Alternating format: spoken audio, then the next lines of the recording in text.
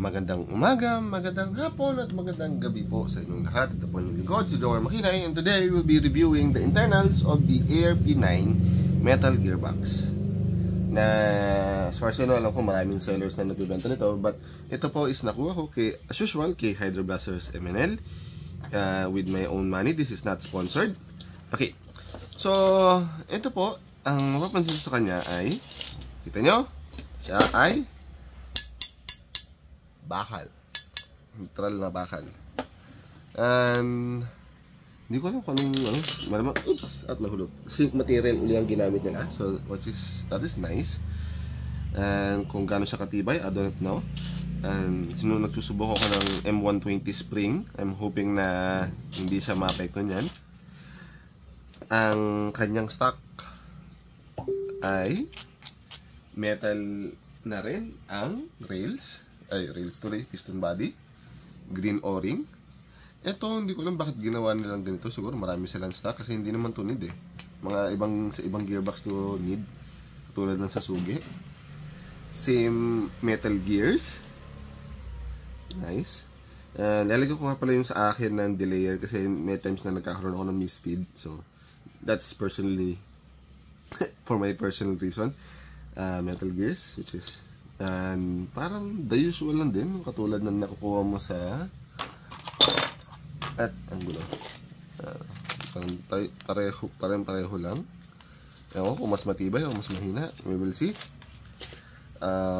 At metal trigger, very nice. Kaya pwede siyang malamig o mainit habang ginagamit.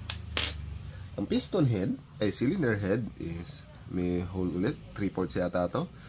Isang ganun pa rin na cylinder head at yung nozzle. Ang problema ko pa rin dito is, as expected, may sigaw dito. So, kailangan gawa ng paraan. Ang napansin ko nga lang ay nagbago, iba yung diameter ng dito sa tipis. Kasi itong Gen 8 na brass nozzle, dati, yan ang ginagamit ko dun. Saan ko lang ginamit yan? Sa M24 Zehua, M249, I forgot the brand. Kasha to dito, pero iba to eh. Kasi Gen 8 din to eh. So, may difference. Itong kulay blue, kasha, pero may konting skip. Yung stock ay maluwag. Hindi ko alam kung anong magiging effect nitong bagong nozzle, pero tingnan lang natin. Try ko na lang. Siyempre, tatanggalin ko na naman ulit yung blowback dito dahil walang kakwenta-kwenta siya. Other than yung makita mo ito gumaganon-ganon. Useless para sa akin. Anywho, ito din pala. Sa model na to, merong hop-up. Concept to ng sa airsoft na merong rubber piece na meron tumatama sa barrel. Sa bala pag lumalabas. Magkakaroon siya ng backspin for additional range. Ayun ang itsura niya. Cute. Pero kung may effect, I don't know. Pero still additional. Meron naman ako talagang actual na hop-up na merong configurable. So yun ang ginagamit ko. Binawasan pa nila ng ganito eh. It's their choice. Ang spring niya is nagpo-produce ng 240 FPS. At yung dinagdag ko ng M120, nagpo-produce siya ng 320 na ganito yung nozzle eh. So, hindi siya consistent. So, let's see kung pagpalit ko ng nozzle ngayon ay kung mag-okay. And, ito yung, dito ako nalungkot. Ang nozzle pa rin, ang motor pa rin niya is 460 short. Ito yung aking 480 long. O, kita nyo. Kulang. So, kung gusto mag-upgrade, magpuputol ako dito. Kasi, hirap maghanap ng 460 mid.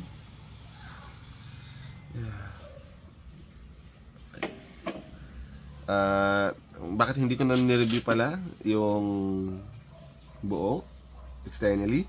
Meron akong unboxing review, unboxing para dito sa unit na to, dito sa top right corner. Parang wala naman kakaiba siya, pareho lang siya ng ARP9 externally. Ang difference lang talaga ay metal gearbox na siya at merong slight updates. And naka XT13 siya, which is good. Buti naman. So, for 7,000 pesos, ito na yung pinakamurang, hindi na pinakamura, pinakasulit na unit na makukuha nyo na pre-upgraded na metal gears, metal piston body. Kailangan nyo lang ng bagong cylinder head, okay na to. Siguro isang delayer. XT30 na rin yung connection. Medyo disappointing nga lang yung motor, pero kaya na lang yung gawa ng paraan. Meron na din drum mag at yung stick mag, so wala ka na rin pa problema pagdating sa capacity. Overall, ito yung pinakasulit. So kung meron kayong makatanungan, post nyo na lang sa comment sections. Hanggang sa muli, paalam!